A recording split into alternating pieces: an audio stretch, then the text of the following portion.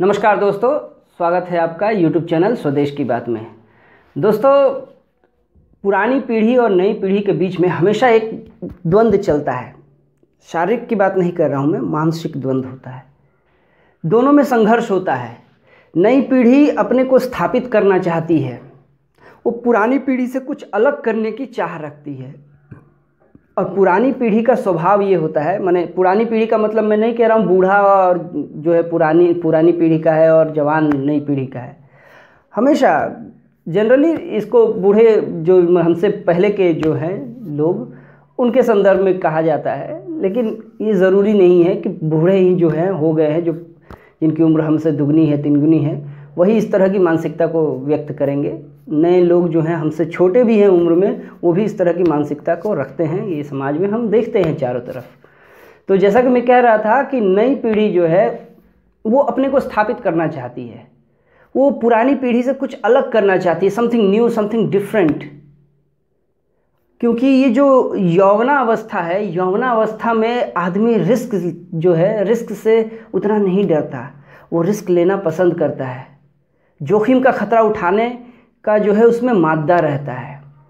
किंतु जो पूर्व पीढ़ी के लोग हैं वो जनरली उस खतरे से दूर रहते हैं, अपने को बचाते हैं, कतराते हैं, क्योंकि उन्होंने ज़िंदगी गुजार दी है और एक सिस्टम को उन्होंने फॉलो किया है, एक विचार पद्धति को फॉलो किया है उन्होंने। और उनकी कुछ निश्चित अवधारणाएं हैं जिनकी बहुत बार टेस्टिंग हो चुकी है। वो जानते हैं, अच्छी तरह से परिचित हैं कि इस रास्ते में क्या क्या आने वाला है आगे।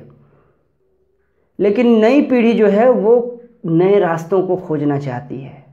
हमेशा हर जगह आप कहीं भी देख ले, किसी भी क्षेत्र में हो, तो वो नए रास्तों को ढूंढना चाहती है, वो नया कुछ करना चाहती है, समथिंग न्यू। तो पुरानी पीढ़ी जो है कई बार जो है अपने को नई पीढ़ी के साथ कंपेटेबल नहीं बना पाती, क्योंकि बहुत बार नई पीढ़ी कुछ ऐसी चीज़ें नई करना चाहती है जो पुरानी पीढ़ी की मान्यताओं के बिल्कुल विपरीत पड़ता है, बिल्कुल ही भिन्न। तो उस स्थिति में जो है पुरानी पीढ़ी आक्रामक हो जाती है नई पीढ़ी के प्रति। न्यू जनरेशन को लेकर के वो बहुत एग्रेसिवनेस शो करती है, उसको जो है दबाने की कोशिश करती है, उसको कुचलने की कोशिश करती है, उसको कंडेम किया जाता है, उसकी निंदा की जाती है, मजाक बनाया जाता है।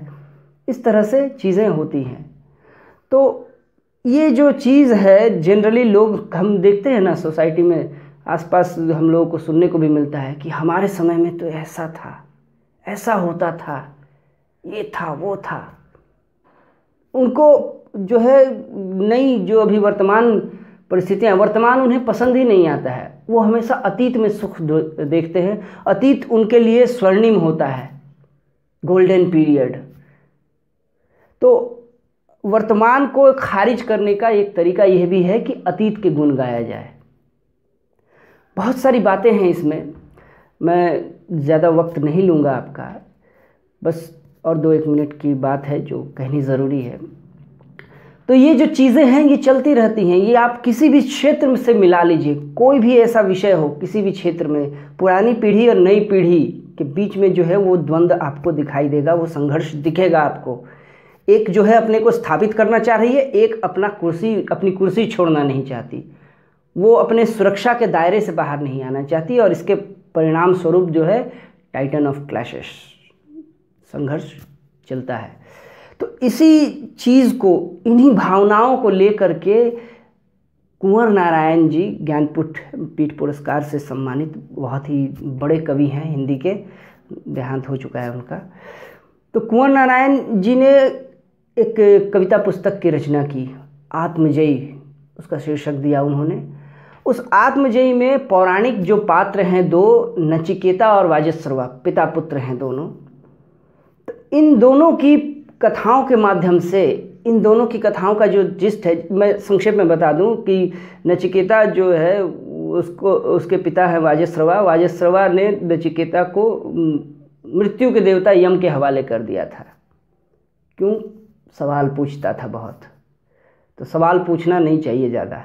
पुरानी पीढ़ी अक्सर कहने को मिलता है ना, हमारे घरों में भी मिलता है, मेरे घर में भी है ये, जब भी हो बोले ज़्यादा सवाल मत करो, तो ये चीज़, ये भावना हमेशा रहती है।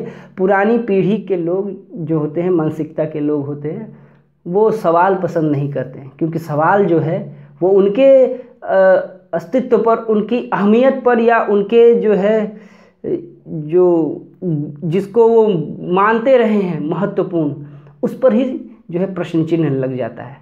इस कारण से तो कुंवर नारायण जी ने नचिकेता और वाजश्रवा के माध्यम से आत्मजयी पुस्तक में जो है इन भावनाओं को बहुत ही विस्तार के साथ, एकदम डिटेल में और बहुत ही खूबसूरती से उन्होंने उजागर किया है। आप उनकी कोई भी कविता ले लें उस पुस्तक की। मैं यहाँ पर जिस कविता का पाठ आपको सुनाने जा रहा हूँ वो है उनकी, बहुत ही प्रसिद्ध है ये, नचिकेता शीर्षक से। हालांकि इसके अलावा एक और भी कविता है उस संग्रह में जो मुझे बेहद पसंद है, वाजश्रवा, किंतु आज मैं आपके सामने नचिकेता का पाठ करने वाला हूँ। इसमें भी वही चीज़ें हैं। तो अभी जो हमने बात की, उन बातों को ध्यान में रखते हुए आप अगर इस कविता को सुने तो इसके कई अर्थ चमत्कारों को आप देख सकते हैं। तो शुरू करते हैं, चलिए। नचिकेता। असहमति को अवसर दो, सहिष्णुता को आचरण दो कि बुद्धि सिर ऊंचा रख सके। उसे हताश मत करो, काइयां स्वार्थों से हरा हरा कर अविनय को स्थापित मत करो।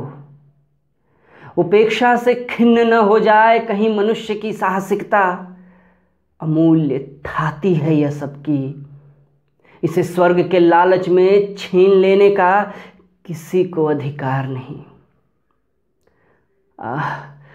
तुम नहीं समझते पिता, नहीं समझना चाह रहे कि एक एक शील पाने के लिए कितनी महान आत्माओं ने कितना कष्ट सहा है। सत्य जिसे हम सब इतनी आसानी से अपनी अपनी तरफ मान लेते हैं, सदैव विद्रोही सा रहा है। तुम्हारी दृष्टि में मैं विद्रोही हूं, क्योंकि मेरे सवाल तुम्हारी मान्यताओं का उल्लंघन करते हैं। नया जीवन बोध संतुष्ट नहीं होता ऐसे जवाबों से जिसका संबंध आज से नहीं अतीत से है, तर्क से नहीं रीति से है। ये सब धर्म नहीं, धर्म सामग्री का प्रदर्शन है। अन्न, घृत, पशु, पुरोहित, मैं। शायद इस निष्ठा में हर सवाल बाधा है जिसमें मनुष्य नहीं अदृश्य का साझा है। तुम सब चतुर और चमत्कारी, बहुमत यही है, ऐसा ही सब करते।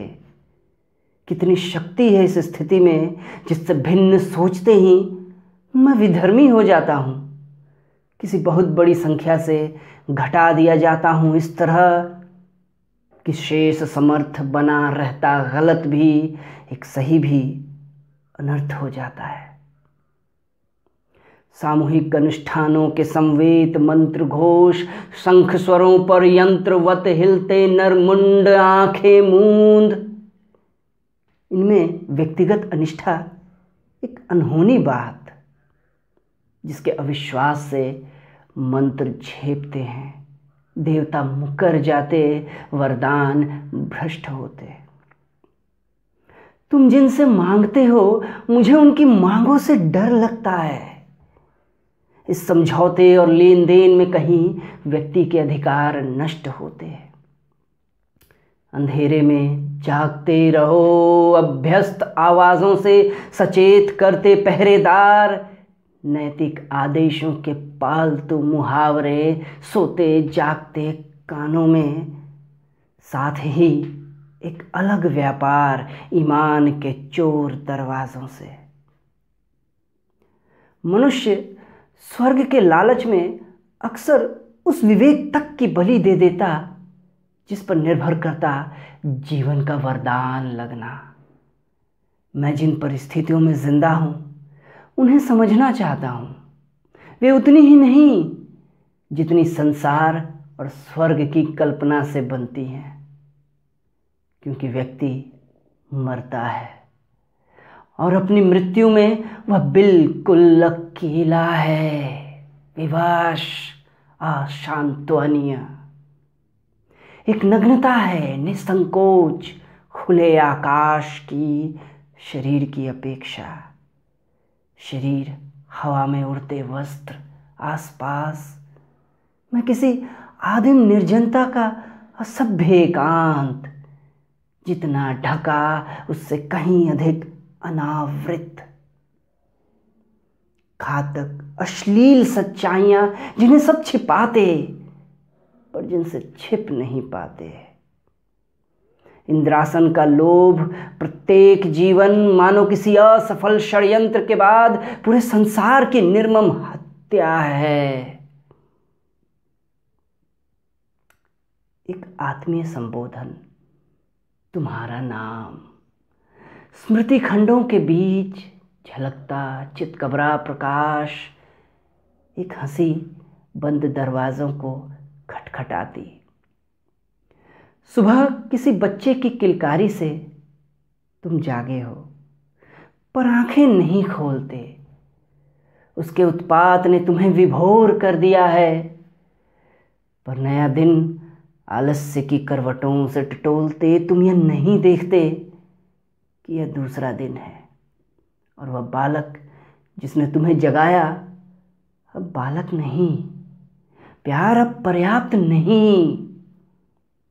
न जाने कितनी वृत्तियों में उगाया वह तुम्हारा विश्वबोध, और अपना भिन्न, प्रतिवादी, अपूर्व। अब उसे स्वीकारते तुम झिझकते हो, उसे स्थान देते पराजित, उसे उत्तर देते लज्जित। धन्यवाद दोस्तों, आज के लिए इतना ही।